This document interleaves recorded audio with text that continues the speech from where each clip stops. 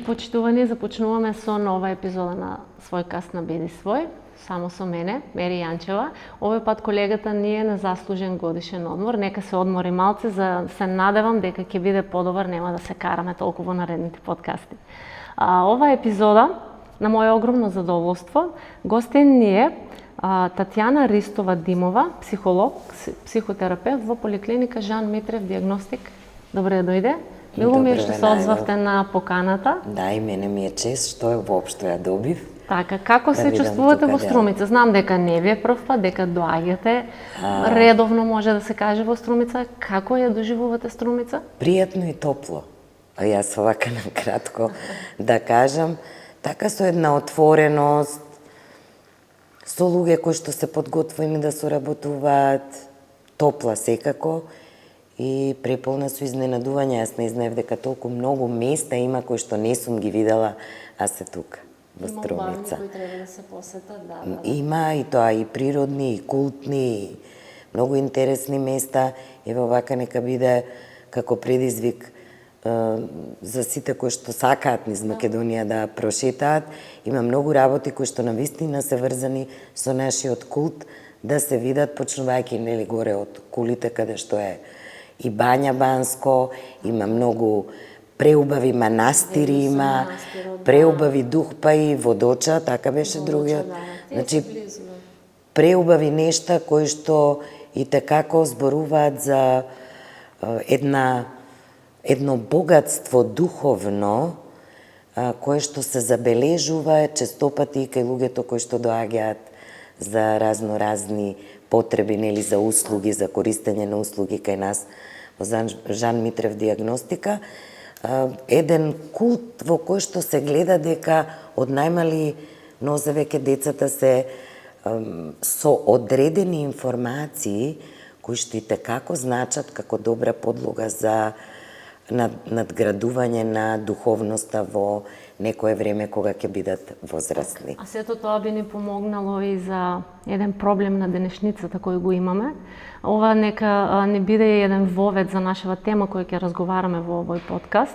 Зависности, не само на младата генерација, туку и на повозрастните кои не демнат во последно време, се повеќе и повеќе. И морам да го споделам овој со гледачите уште додека договаравме темата. Јас кога сакав да кажам потешки и полесни зависности, вие веднаш ме коригиравте. Мери нема тешки и лесни зависности. Сите зависности се опасни по самата личност, треба да ги разговараме отворено и да наоѓеме начин како да се справиме со нив. Се согласувате со тоа, нели? Вие бевте таа што ми го кажавте тоа и ми дадовте насока? Мери, тоа е исто како да кажеме, тој е малку болен од некој вирус, а овој малку повеќе. Да, има можеби потешка клиничка слика, можеби одредена зависност која што е сериозно по живот загрозувачка, како што се психотропните супстанции или одредени лекови кои што се користат во некакви комбинации. Меѓутоа, воопшто кога зборуваме за зависност, не смееме да бегаме од одговорноста дека зборуваме за болест. Се уште во нашево време, модерните зависности не се класифицирани како болести. Меѓутоа се работи на тој план, да веќе и официјално зависноста, дали од интернет, дали од коцки, разноразни игрици, онлайн игри, па шопинзи, па... Апсолутно цел тој дел кој што знаеме дека е присутен, но не е толку време со посветеност и истражување лонгитудинални утврден, заради тоа што е сепак краток временски период, TikTok од кога е, користење на интернет, значи и да разграничиме на самиот старт. И како ни е потребна технологијата. Но ни е потребна во дел да ни помогне со одредени информации, да ни ја олесни комуникацијата, вештините животни, барајки неограничено.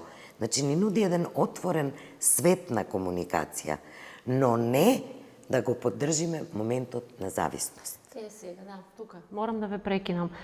Како да знаем, еве јас, например, се правдам дека заради својата работа и обврски сум постојано на телефон. Која е границата помеѓу некое нормално, адекватно однесување спрема потребите и зависноста? Дали јас сум зависна од телефон, ако сум цел ден на телефон и работам на телефонот, или не сум и дали јас треба да побарам помош? Која е таа граница или кој е тој аларм што треба да се вклучи кај секоја личност да смета дека е зависен и во крајен случај да побара и помош? Ние велиме дека таа граница е секогаш многу тенка, меѓутоа мора да правиме разлика. Телефонот и користењето на телефонот како алатка во секојдневната работа за олеснување на се она што значи услови за работа и што поголемо користење не во функција на вашиот професионален селф, на вашиот професионален аспект и функционирање, кој што секој ден го става нашиот живот веќе под контрола. Тука е разликата.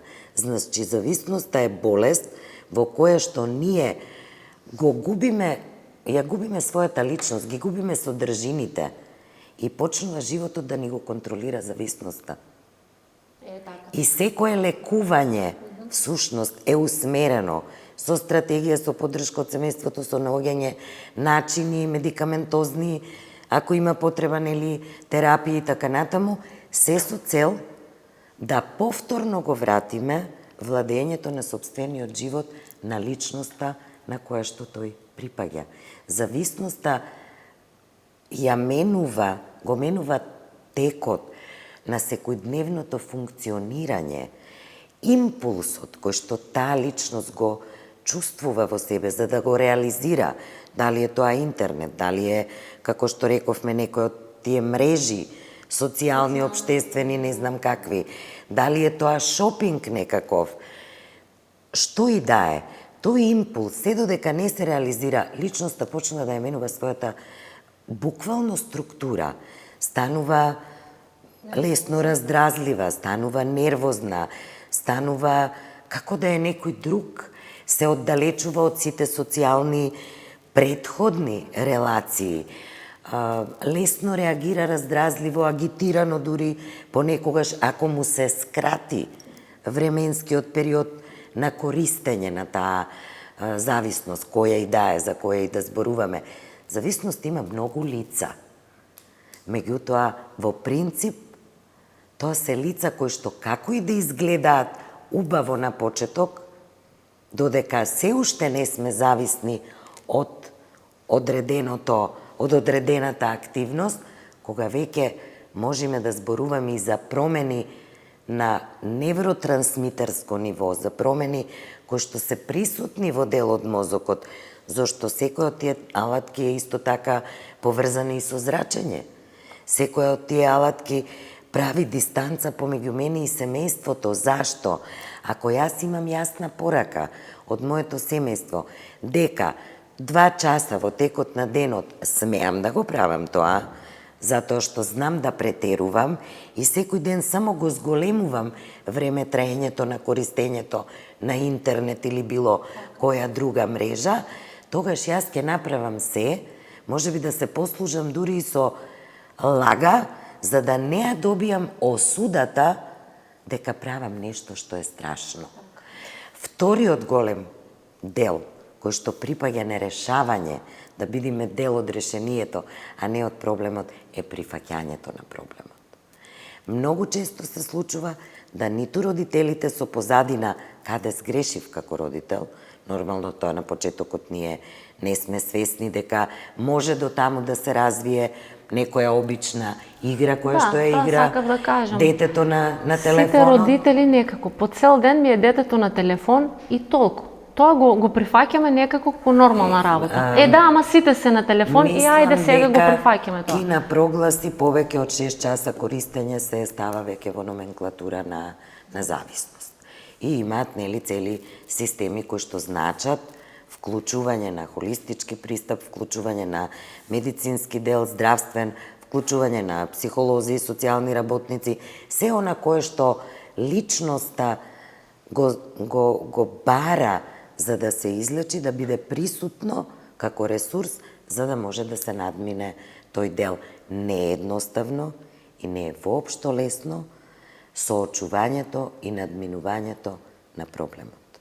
Затоа што секоја забрана и секое побарување да се намалува времето, значи незадоволство на примарниот импулс кој што го води компулсивно тој човек или таа жена или тоа дете во неопходна, неодолива потреба да биде задоволена потребата за да се користи тоа. Кога ве слушам сега, цело време ми се наметнува прашањето како е создаден тој импулс и таа потреба за некоја таква навика прво, а потоа зависност. Например, во принцип е тоа лоша навика на почетокот. Еве, социјални мрежи сите гледаме, како одеднаш, например, еве јас имам ќерка, тинејџерка што се вика, нели, во тие години, кога многу лесно можат да западнат во зависности. Како одеднаш од нормално користење и на TikTok и на Facebook, нормално е, нели, во текот на денот да поминуваш 2-3 часа, тие поминуваат во цел ден седење пред телефони и компјутери, тоа што кажува, стануваат нервозни, стануваат многу раздразливи, на промена на личноста, на структурата, на што се случува, ме интересира внатре во нивниот мозок, како тоа се развива, таа зависност како се развива, тоа ме интересира. Значи, компулсивноста, меѓу другото, е болест. Обсесивно-компулсивно расстройство. Не мора да станува збор за тоа. Но кога една навика почнува да се трансформира во нешто што значи неодолива потреба се да тргнам на страна и се е на втор план, освен мојата потреба да ја задоволам, тоа значи дека почнува полека, но сигурно да оди по патеката кон зависност. Како? Значи, многу фактори од различни аспекти и области на животот имаат влијание. Секако дека е прво органското, некои луѓе имаат предиспонираност кон одредена обсесивност, не туку имаат можеби генетска структура која што полесно може да води до таква црта, да речеме, на личноста. Но дел се стекнуваат. Дали тоа значи дека има некој промените, карактер или сега ќе кажеме, значи промените мора да се свесни и родителите, и децата, и возрастните, кои што велиме се во тој конзументски дел на зависност. Тука нема попуштање, тука нема дупли пораки. Така е, ама не е страшно. Не. Тоа многу од родителите го прават. Мора тоа да се го признаеме. Многу јасно треба да се каже дека ако е тоа патот кон зависноста, зависност има многу лица, таа лесно може да се смени од еден облик во друг, за да биде задоволена таа компулсивна потреба или потребата да ја направам таа активност, инаку ќе се случи нешто страшно. Значи не. Страшно е, болест не е се уште, да речеме интернет или користењето на тие мрежи, но се оди кон јасно дефинирање за да може да се издиференцираат сите промени и да се добие по номенклатурата она што значи навистина сериозен третман. Тука, ако се стави функционирањето на вредносниот систем, на една динамика во едно семејство, значи колку е тоа отворено, колку социјални контакти имале предходно луѓето, децата од едни детски игри, од размена во еден отворен социјален круг на основно или средно образование. Ајде, основците и не се толку, да речеме, и покрај тоа што календарската возраст се повеќе се спушта и станува, се намалува. Но се повеќе и повеќе и мали деца, 5-6 делења се активни на TikTok и се зависни од TikTok. Тие не разговараат дома. Тие се на TikTok по цел ден. Токму тоа нам од една прекрасна развојна фаза од детството, која што меѓу другото како агенс на социјализација ги има врсниците, па ги има моделите на возрастните, како успешни модели, се претвараат во изолирани битија кои што разговараат со технологијата. Значи, да не заборавиме дека зборуваме за едно посериозно бегство од реален во виртуелен свет. Зошто? Технологијата не е наменски за тоа создадена.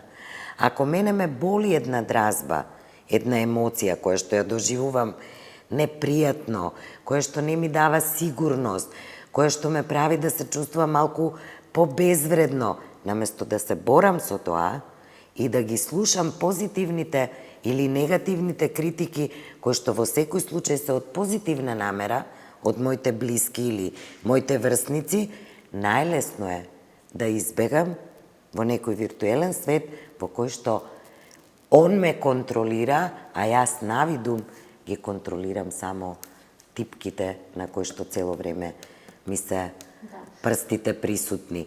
И тука исто да разграничиме дека и физичката и психолошката зависност се развиваат.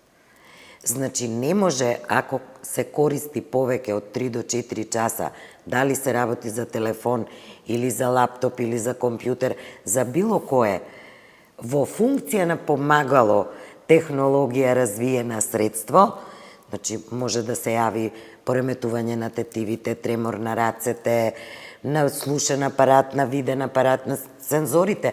Значи, не може да сме нон-стоп изложени на една активност која што цело време не држи будни.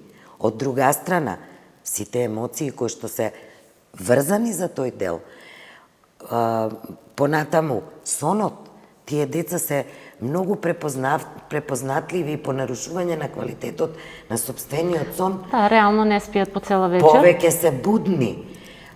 Наутро, кога всушност треба да се буди нивниот организам, они легнуваат. Да. Значи, не може да не говориме за пореметување ако сите тие симптоми ги препознаваме. Без разлика што е причината и кој тип на зависности се присутни во едно семејство. Сега веќе ќе зборуваме за повеќе форми, затоа што ако имаме модел на татко кој што цело време е присутен во некакви коцкарници или не знам или онлайн сега имаме игри, кладилници, па игри на среќа, па значи, тоа. Моделот, ако се користи во... Тука немаме двојбен став како науки, како докажани истражувања, испитувања и во психијатријата, и во психологијата, и во социјалната психологија, во сите области кои што ги дефинираат овие науки, вклучително и медицината, дека ние се формираме како личности во детството. Впрочем, реченицата на Фројд, детето е татко на човекот, е токму тоа. Какво детство, колку побезбедно детство, колку поширока отвореност да јас одлучувам и поддршка на системот на воспитување кога сме дете, толку ќе имаме и посигурен во себе и возрасен. Зошто поздрави генерации кои што носат одлуки, но и со присутна одговорност за одлуката за која што го направиле изборот.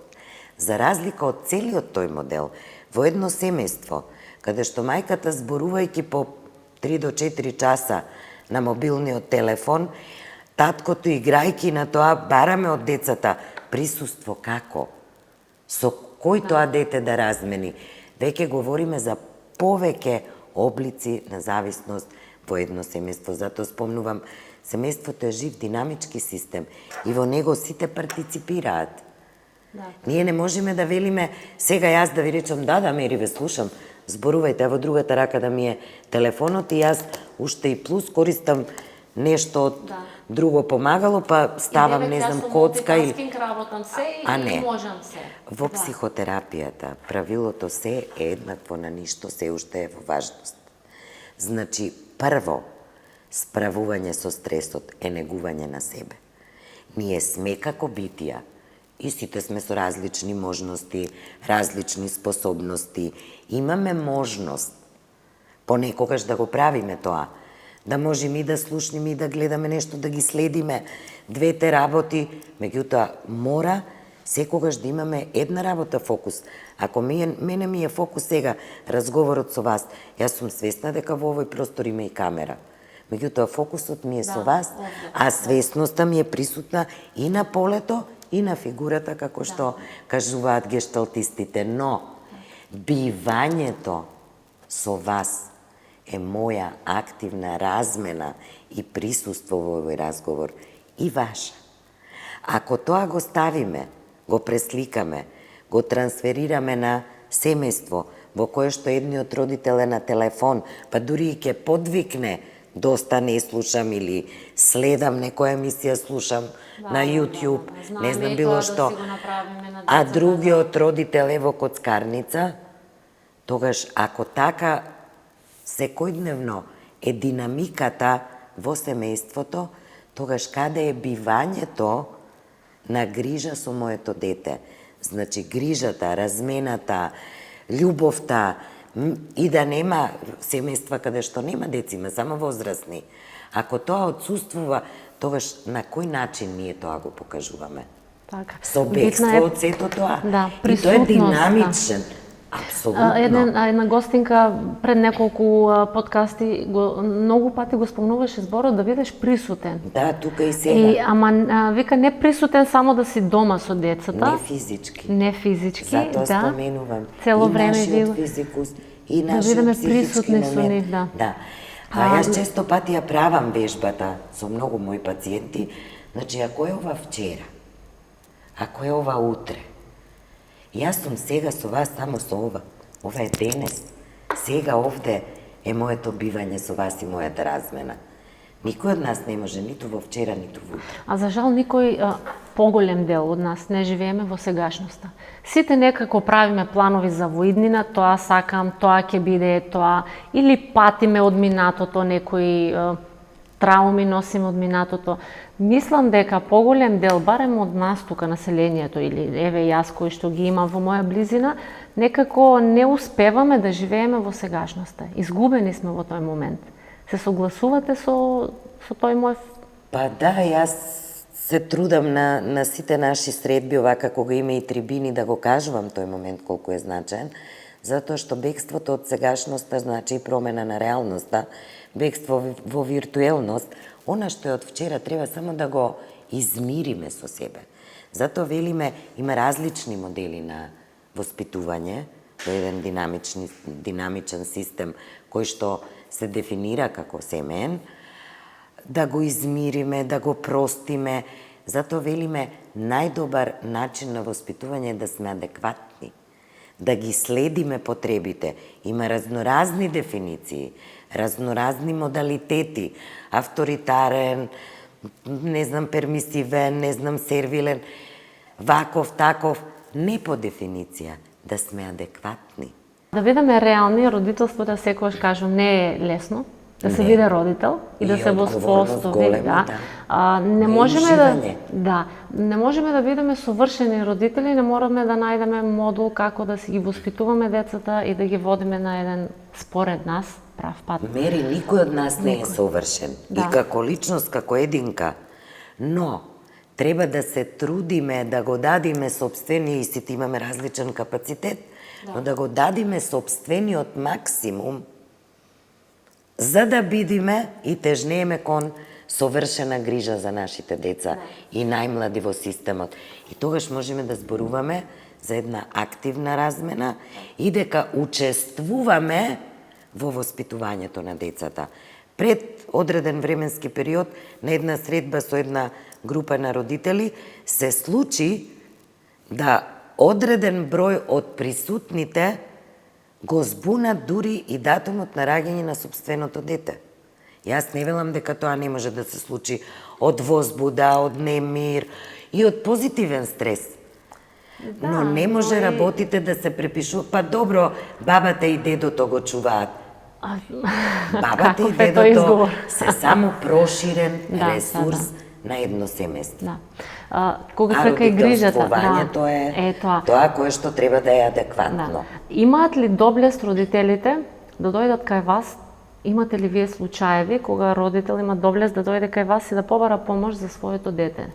Дека е цел вечер на игри, дека смета дека веќе станува зависен од тоа и има несоодветно однесување?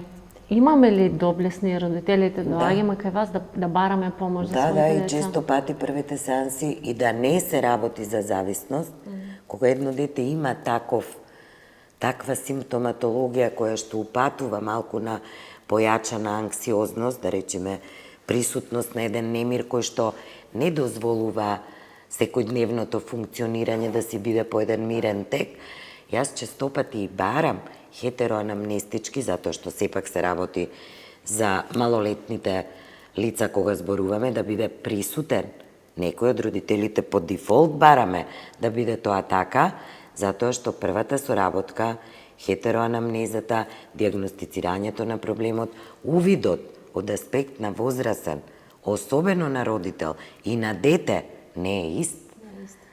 Друга работа. Да. Тоа е работа на личен раст, развој, соочување со се она што може да се дефинира како проблем во функционирањето, надминување на дразбите, гледањето од каде потекнува. Има една преубава линија, ние велиме се прави животната линија на стрес, за да се одбележат стресните дразби и да се најде што е тоа иницијално што почнало да обременува едно функционирање, па не се препознало, ајде ништо не е, ке помине. Па се развила една богата симптоматологија, за да на крај една анксиозна слика со нарушен сон, со присуство на зависност, со останување, повлекување во себе, доживување на негативен селф, на негативна слика за себе, зголемена несигурност, намалена социализација, неизлегување од дома, лесна раздразливост, значи да заврши така и да се почне повторно од почеток со себе спознавање. Е исто така многу важно во тоа да сме свесни и да му пренесиме на детето дека ние имаме различни можности да развиваме капацитетност. Со ова и со таа визуализација и размена само со некој виртуелен свет, јас го запознав. Од каде тоа дете знае дека тој профил со кој што коментирал одредена тема е вистински. Значи и на светско ниво злоупотребата, злоставувањето, внесувањето во трговија со луѓе, можностите на злоупотреба на младите е токму најлесниот пат на тој начин да се допре до нив. И ако едно дете во една таква средина каде што се чувствува само, не мора тоа да е осамено во однос на физичко присуство, но ако е чувството на осаменост присутно, многу лесно е да прибегне и го најде и да ја најде таму поддршката. Затоа велиме будност.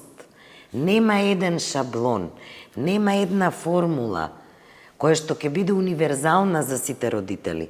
Сите сме различни. И ние дел од себе пренесуваме на нашите деца. Затоа што тие носат и генетски, и целиот оној материјал биолошки, физиолошки, носат некоја предиспонираност, но исто така носат и една отвореност, која што треба да ја стимулираме од кога се раѓа таа личност до воспоставување на еден баланс како возрасен, за што повеќе дразби, обработка на сите тие дразби кои што должни сме, значи тоа е наша должност да ги информираме децата дека не е светот така розов и секогаш со поддршка. Не е страшно мене мери да ми упати критика, но исто така е издржано да јас си кажам, видете мери, не дека не ме мотивирате, ме мотивирате на тој начин, но ова што сега ми го кажувате, јас не се чувствувам во врска со тоа дека е во склад со мене и пријатно. Би ве замолила тоа на друг начин да го расправаме, затоа што на крај краеви сите различно реагираме на одредени дразби.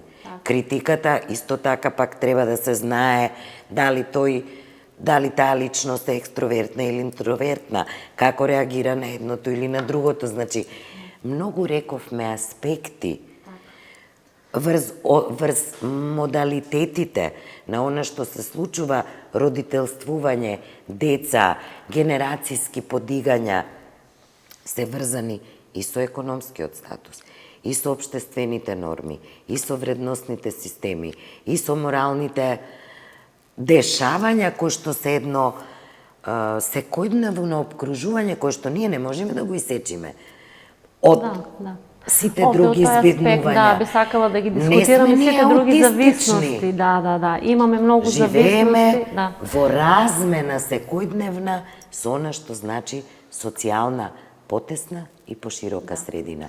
И во цела таа социјализација, првиот најзначаен дел на социјализацијата е семејство. Така, нека биде тоа апел до сите родители. Будност и проверка, но и да не се срамат да побарат помош или совет или консултација, било каква од психолог, психотерапевт. Многу често знам да кажам, ние родителите се срамиме од тоа да побараме помош за нашите деца. Демек срамота е ако го однесам детето на психолог. Се уште владее таа стигма кај нас, морам да го забележам тоа. И тоа е едно од заблудите. Да.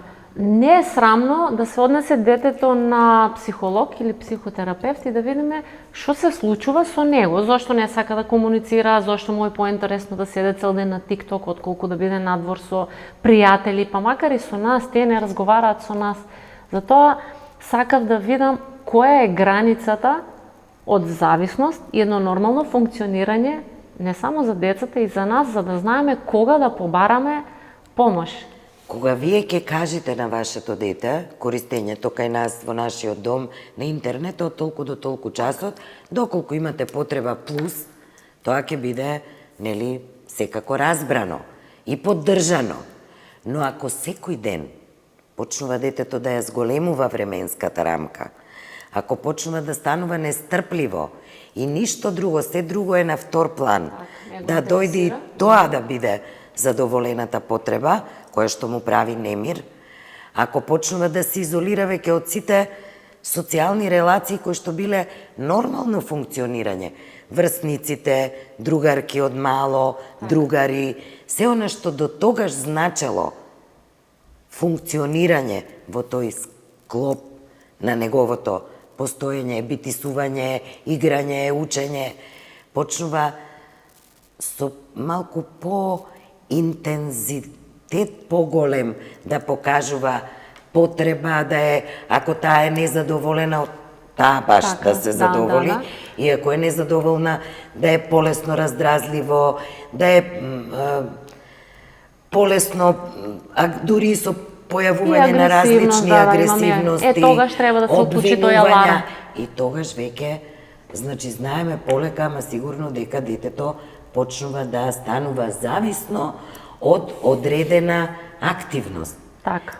Независно дали се работи за потреба од интернет или од, не знам, Овде би го наметнала и прашањето зависност од игри на среќа, кладилници, се повеќе и повеќе гледаме во нашата околина, се отвараат безброј кладилници, демек тоа не е опасно, тоа не е коцка, тоа е само забава.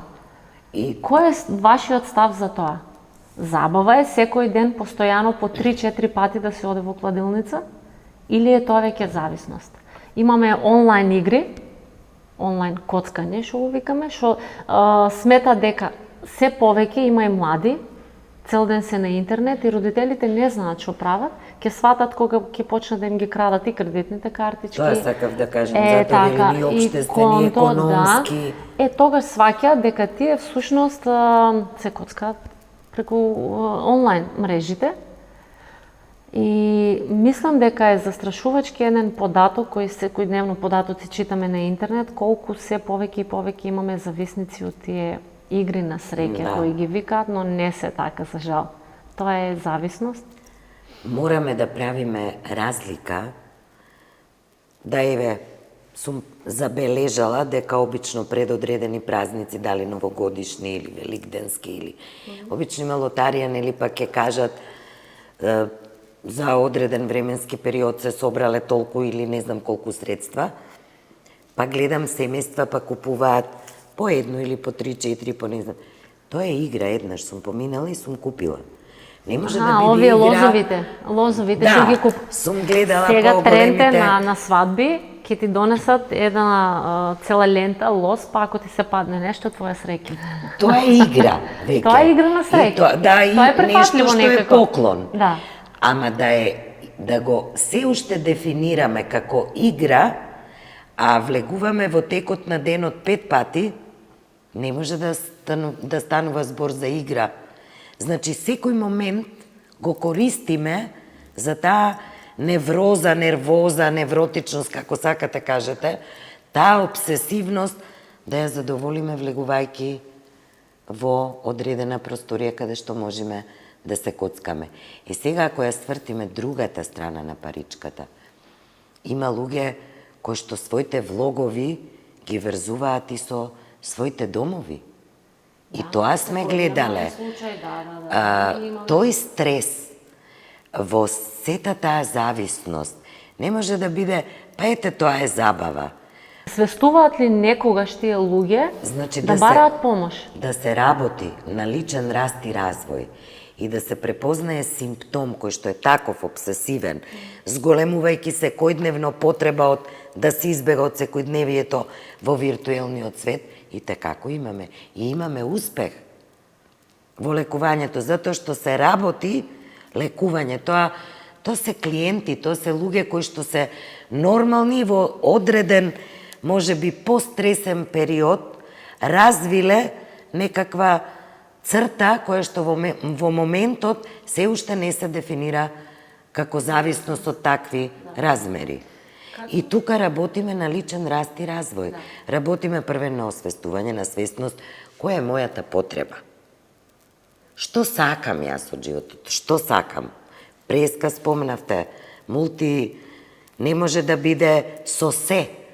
Јас не можам се во исто време. Што значи се? Како ние жените сега сакаме да бидеме и домакинки, и мајки, и бизнисменки, и успешни, и убави, и модерни, па ние и се. можеме тоа да се го губиме некаде. Можеме тоа да го постигнеме ако имаме добра поддршка, понекогаш и временски, да не поддржат, да не бидиме во нештото присутни или да не заменат со поголема поддршка и да не растеретат секогаш кога нема да можеме тоа да го направиме, да не бидиме со обвиненија еден куп кон нас упатени. Зашто го велам ова? Се тоа што кажувате е можно со добра стратегија и со добро функционирање, но вклучување и на одредени ресурси за помош и поддршка. Ние не го правиме тоа у исто време. Јас сум добар професионалец во временската рамка во која што сум присутна на работа. И тука јас ја задоволувам и упразнувам мојата функционалност на професионалец. Кога одам дома, јас веќе сум планирала со моето семејство, ако можам да ми помогнат во набавки, па јас да направам нешто. Сега има веќе толку многу помоши во однос на се она што значи приготвување на храната. Така, некој... сега колку е тоа здраво, не знам. Тоа е друга тема, но, значи, помош и поддршка, но секако да го планирам и активно времето поминато со моето семејство. Дали ќе бидат моето присуство и за време на ручекот, и за време на... па и на работа кога сум. Јас сум присутна со телефонски повик, прашам каде се... И тоа е една црта која што покажувате како грижа, а не да ми кажат, па јас не знам, не сум го видела. Како тоа?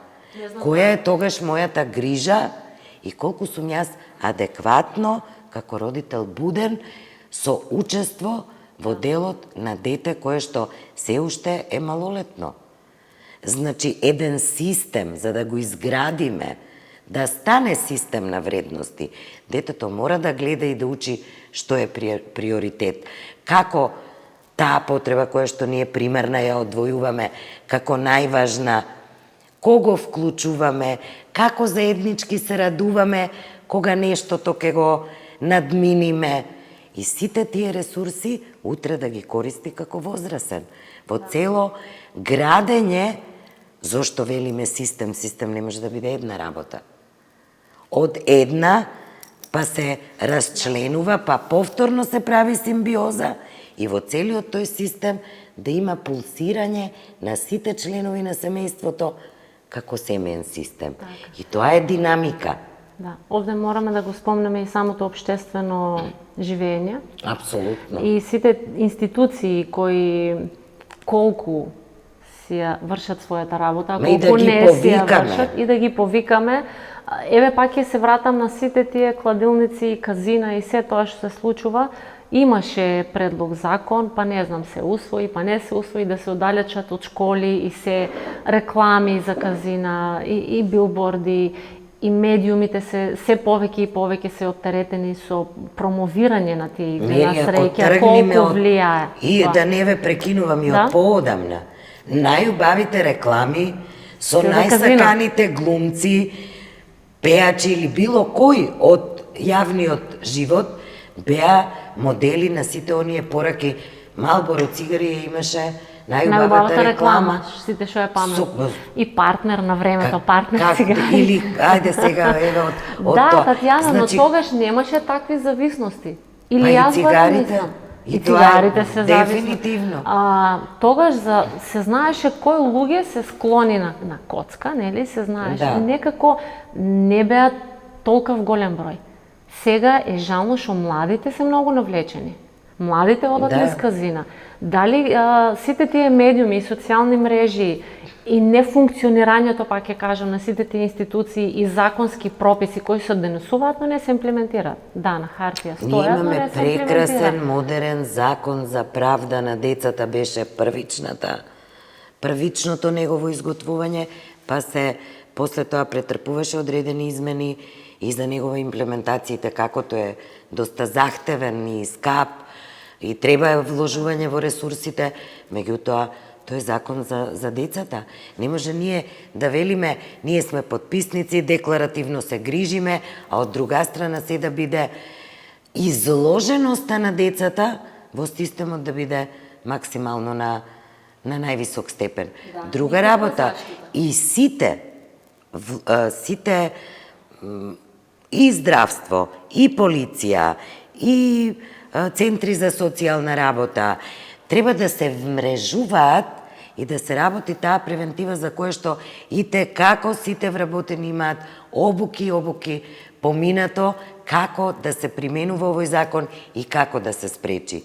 Во правда за децата, секако одреден текст од законот се однесува на возрастните повеќе, затоа што ние едно дете е менливо, тоа е дете во развој, но возрастниот е една структура која што носи одговорност и тука мора да бидеме јасни дека затаиле институциите. Ако тоа сме го утврдиле, а не сме превземале никаков чекор. Затоа е убаво да вмрежувањето и малку од сите аспекти опфатено да се тргне онаму каде од најрана возраст, од градинките. Да видиме низ детската игра кое дете ќе се пројави доколку има некаква злоупотреба во однос на користење на било каков тип на зависност, дали се работи за посериозна зависност, злоупотреба или зборуваме за овие активности кои што се уште не се во доменот на болест, но велиме дека станува збор за зависност. Во светски рамки веќе многу центри се исклучиво отвараат како центри за лекување од зависност. Имаше, кога се подготвува за подкастот, прочитав во повеќе, како да кажам, вести, имаше најави дека самата државна лотарија има поставено линкови и телефонски броеви за помош, доколку ти самиот сватиш дека седиш повеќе време на таа онлайн игра, треба да се јавиш и ти самиот да побараш помош за тоа. Но јас не сум сигурна дали тоа воопшто функционира и како би функционирало.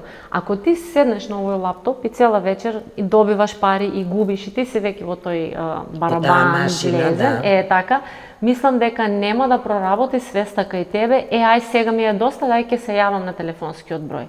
Мислам дека тоа не е идеален начин за да се постави некоја рамка за помош. За поздравување е што воопшто и постои. Така? Некаде самата свесност дека јас имам проблем е веќе дел од решението. Ако ние немаме свесност на прифаќање на проблемот, тогаш како велиме дека во секоја психотераписка работа, во секоја здравствена терапевска дејност, оперативна, постоперативна, во примарно, секундарно, терцијарно ниво, во рамки на социјална заштита, ни е потребно активно партиципирање на корисниците во третманот. Како? Виртуелно, со бегство од реалноста? Не. Туку со бивање во тоа, со присуство во тоа, со свесност за тоа и со прифаќање дека сето тоа е проблем. Кој што треба јасно да се постави на маса, кој секој друг проблем. Да се дискутира отворено за него, да се видат повеќе опции на решенија, што е она што за таа личност најмногу одговара и да се пристапи кон примена на работа на себе, на личен раст и развој, на прифаќање, сега ќе се вратиме од претходниот модел, на прифаќањето и простувањето во вчера, бивањето во сегашноста и надминувањето на проблемот и живење понатаму со секако поддршка, затоа што ние многу од зависностите имаат и се склони кон рецидиви. Тоа го знаеме, го знае науката, испитувањата го покажуваат. Јас сега ќе направам, ќе си дозволам ви една промоција на нашата грижа како Жан Митрев клиника, како наша матична куќа, уште 2001 година, кога беше мојата прва професионална средба со доктор Митрев и разговорот како да го развиваме психолошкиот и психотерапевскиот дел во рамки на оваа институција и свесноста дека највисокиот степен на сигнификантност, значи на поврзаност е со како коморбидитет, анксиозно-депресивните состојби кај пациентите со кардиоваскуларни тегоби. Направивме една развојна програма на психоедукација и подготовка на пациентите да бидат активни партиципиенти од предоперативниот до постоперативниот третман, вклучувајќи ја и микроклетката на секој систем семејството. Денеска веќе... Да. Тоа, јас сега како пациент. Добро. Пластично да објаснеме. Што значи тоа? Имам потреба од вас како психотерапевт пред и после операцијата. Имате потреба од подготовка која што е професионално издржано градена спрема потребите на се она што ќе значи за вас интервенција. Тоа што значи? Едно убаво соочување на една автоанамнестичка, поширока, разговорна, увидна состојба и дефинирање што ви е маката и подготвеност дека вие го прифаќате моментот дека ви е потребна таа интервенција, не потребата од психолог директно. Сите мистични работи и стигми околу овој дел се носат од предрасудите на минорноста и упатувањето на години назад. Значи, па дури започнувајќи од минатиот век, тој бил луд, па одел на психијатрија или на психологија. И тоа се луѓе кои што се негативно препознати во средината. слаб бил. И уште Да, имаме таква значи стигма. таква Посебно во стигма малите средини, не.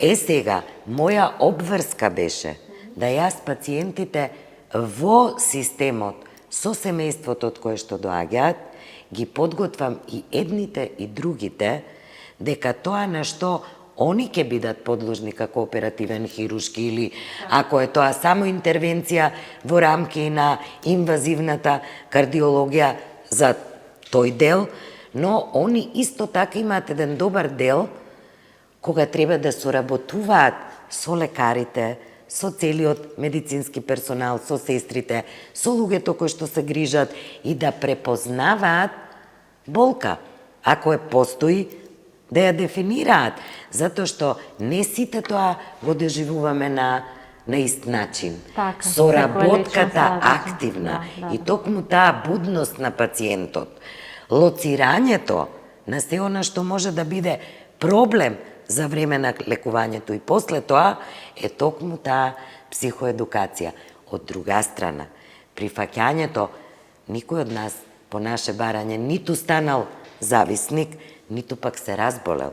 Болестите не бираат по не знам на таков начин. Човекот не е виновен што се разболел и што е потребна било каква интервенција доколку е таа врзана со операбилен период. Другата страна е семејството. Семејството мора да знае, кога ние учиме психотерапија, иако сме веќе дипломирани психолози, социолози, социјални работници или други од општествено-хуманистичките профили, па и лекарите, психијатрите или било кој тип кој што на профил е спремен нели во тој дел да се едуцира, учиме како да го даваме фидбекот. Не е системна поддршка ако еден пациент кога се врати дома му велиме ти сега седи не можеш. Ти си болен. Не. Значи ајде да пробаме заедно. Одредени активности се прават во одреден временски период. Потребен е увид колку се внесува течност на почетокот, колку се изнесува, да има превенција од понатамошно надградување на симптоматологија, постоење на отоци, одржување на лична хигиена. Се тоа работи кои што во динамичкиот систем семејството е прво што треба да ги одржува, поттикнува и поддржува за во иднина. Понатаму, да се совладат и проблеми и зависности и да се надминат тие проблеми. Особено а не да се срамуваме од веќе настанатата зависност и ако проблеми. ние се срамиме и зборуваме за болестите како срам. Или зависност. Или зависност, значи тоа е болест. Особено каде што имаме деца. Значи имаме деца со вродени срцеви мани. Кој е виновен? Никој. Едноставно природата на човештвото е таа. А ние да го даваме својот максимум со прифаќање, јасно гледање на проблемот во очи, зашто ние не можеме да помогнеме на семејство каде што родителите велат не, моето дете не е зависник. А е, и знаеме дека е. И сме го викнале. Многу често се случува тоа. Тука не можеме ние да помогнеме. Тогаш помошта ќе оди на друго ниво, кога веќе ќе полиција ќе интервенира или некоја посериозна здравствена институција како резултат на некој веќе посериозен органски проблем. Тоа не го спомнаме како сакав само овој дел се извинувам да го довршам. Ние можеме да се разговараме уште 2 сати во ова тема. Во оваа грижа, почнувајќи од тогаш и развивајќи ги стратегиите на една од најмодерните институции, слободно можам да кажам, на балканските простори во Европа и во светот, ќе се отвара консалтинг инфоцентар SOS, каде што цела грижа во надминувањето на животните тегоби, проблеми и медицински лавиринти во делот на нашите пациенти. Говорам и сите оние кои што би сакале да се посоветуваат, поразговараат или да ги препратиме, ќе го подготвуваме веќе моделот и стратегијата и очекуваме да се отвори ова лето во месец август во нашиот извор на култот во Охрид. Еве како институција тоа беше инсистирање од страна на доктор Митрев да тука бесплатно можат и да побараат помош, зашто неретко се случува пробаторскиот дел, не го проговоривме, кога има деца кои што ќе завршат на пробаторство. Особено во делот на дрога, на нешто од тој тип на зависности за време на одмор. И колку е тука користењето и на алкохол присутно на таа возраст, колку се они изложени. Тоа што спомнавме, за да бидат и во некое друштво или ситуација. Не може јасното дефинирање на болестите да биде ин. Може да биде само некој излитен кич кој што одредена популација, ова баш како апел до сите родители, и одредени поединци го користат, односно злоупотребуваат за собствен интерес. Да не заборавиме зашто е, освен медицинскиот дел на користење на марихуаната, например, во преработена верзија или друг тип, закони пропишани како, каде и што се применува. Ете така, дека основната злоупотреба после тоа го има интерес од пари.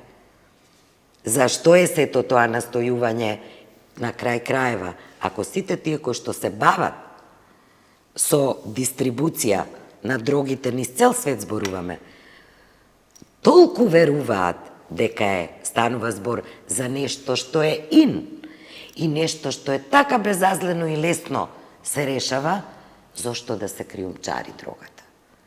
Еве, нека ја прифатат, нека биде поддржана.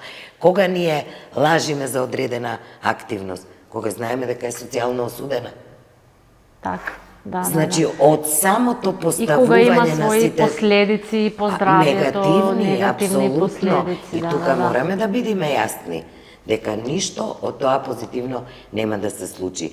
Дури, еве сега последните здравствени истражувања, не сега, од многу одам нама се потврдија дека после втората, третата доза од хероин, физичката зависност е огромна со присуство на болки во телото, на агресивност и потреба да се земе таа доза. Не треба многу време. Само 3 пати користењето веќе предизвикува таква физичка зависност, за разлика пак од крекот каде што најмногу е психолошката после вториот, третиот шмрк. И зашто ние ќе се залажуваме? Дека тоа е безазлено? Па не. И таквото транзиторно користење, вклучително и алкохолот како зависност, може уште пострашно да наштети во одреден временски период, особено ако станува збор за пообсесивни структури кои што ќе го искористат максимумот, па да биде и на лице место фатално завршено. Затоа што многу од децата гледам користат бензодиазепини, малте не дај ги таблетките на мама, па ги мешаат со алкохол како замена за дрога. Значи, мора да се знае... не може да подржат да си купат хероин. Колку е тоа во ред? Мора да се знае, например, дел од бензодиазепините во колку милиграми присуство станува веќе сериозно загрозување на животот на децата. И не може да велиме дека тоа е нешто што е ин или е класификатор на одредени дечиња да се дружат во одредени кругови. Или да се припадници на одредено... За каква елита, кој е ВИП? Ако е ова ВИП, тогаш да кажеме збогум на човештвото. ВИП значи нешто што е заштитено, нешто што има изградени системи, нешто што штити. Каде е ВИП-от тука? Во кој дел? Така. Нека биде тоа апел за... Тоа е класична злоупотреба. На лажно... Или почнуваат со марихуана. Сега некако пушењето марихуана не стана секојдневие на младите. Затоа што дел од земјите... не е опасна. Така па дел од земјите и легализирале. Да, јас сум видела, еве, кога имав искуства од моето работење во социјална заштита, имав можност во Амстердам да посетам дел од центрите, кои што системот ги отворил за да едно лице кое што е зависник од посериозен тип, не само од марихуана, дојде таму и тука е влез веќе во системот на социјалните служби и понатаму здравствените. Значи, таму добива храна, добива топол оброк, добива одржување на хигиена, затоа што честопати бездомништвото е придружник на дел од зависностите кои што со посериозни средства истрошиле веќе се што дотогаш и некои минати генерации успеале да заработат во одредени семејства. Тоа е тажно. И на сето тоа ние да кажуваме дека е ВИП, па и да го поддржиме. Јас не се чувствувам комотна и адекватна со себе за таков вокабулар. Тоа е страшно и нека не забораваат ниту семејствата, ниту децата, дека на крај сите зависности, како што имаат различни облици, имаат едно исто лице, кое што е во равенство со зборот болест. Затоа што тоа е зависноста предизвикува промена и на невротрансмитери, и на мозочно ниво, и на физички план, и на психолошки план. И не можеме веќе да говориме дури дел од дрогите кај што синтетските дроги се користат, ги потврди сите лаборатории во светско ниво кои што се бават со превенција, потврдија дека до таму може да се развива психозата, да одредена личност си добие едноставно и СЦХ заболување дека има, а знаеме дека етиологијата и текот на болеста како шизофренија не е, меѓутоа дека тука голем фактор во нешто што се дефинира како болест која што се пренесува во генетскиот дел. Значи, до таму се искривува светот на таа личност, што самата личност се дезинтегрира. И за како ВИП ние зборуваме? Так, тоа нека биде апел до сите млади, не слушаат и младите, овој подкаст го гледаат и нивните родители, дека да се сакаат себе си. Да се сакаат, но и да не се впуштаат во секакви експерименти или пробување, или да се внимава, затоа што ова зло му нема враќање назад. Барам така можам да го кажам по-народски, дека тоа е зло од кое нема враќање назад. Се лекува, меѓутоа многу навремено, многу бивањето, како што велиме, да сме присутни во семејството со адекватна следење на потребите на детето, оноку колку што можеме во јасни граници да му дозволиме и задоволиме одредени развојни потреби сите, но одреден луксус на ВИП однесување, но никако во тие рамки и граници не може да влезе нешто што прави зависност и се дефинира како модерна болест на 21-виот век. Убаво го спомнавте и го најавивте овој како центар, инфоцентар, што ќе може секој, претпоставувам дека секој ќе може да се јави, да побара било каква консултација, совет понатаму, но во меѓувреме, дали може секој кој што ќе го гледа овој подкаст и ќе собере храброст и доблески има да побара било каква помош или консултација, или дали може да ве побара вас, Поликлиника Жан Митрев, да дојде на разговор од било кој аспект, затоа што знаеме дека многу сме, пак ќе кажам, срамот се уште владее за тоа дека детето не смее да се донесе или не знам, срамно е да го носиме детето, но нека биде апел да не се срамат и не знам, да воспостават контакт со вас во Поликлиника Жан Митрев, слободно, на консултации и на разговор. Дали сте отворени за тој тип на разговор? Апсолутно ќе ми биде драго било каде што можеме и за малата здрава капацитетност да се врзиме и да го водиме процесот на оздравување од било која причина. Меѓутоа, исто така сакам да потенцирам дека Жан Митрев клиника како бренд веќе е со многу јасна диагностика, многу напредна апаратура и човечки ресурси. Значи, ние исто така имаме и психијатри, и невролози, одредена диагностика која што точно ќе процени каде и дали има потреба од нешто друго, а во однос на консултација и дефинирање на проблемот, апсолутна отвореност и еве повикување, затоа што и ние го сакаме делот да ни биде животот, и впрочем тоа се нашите залагања, што поквалитетно изживеан.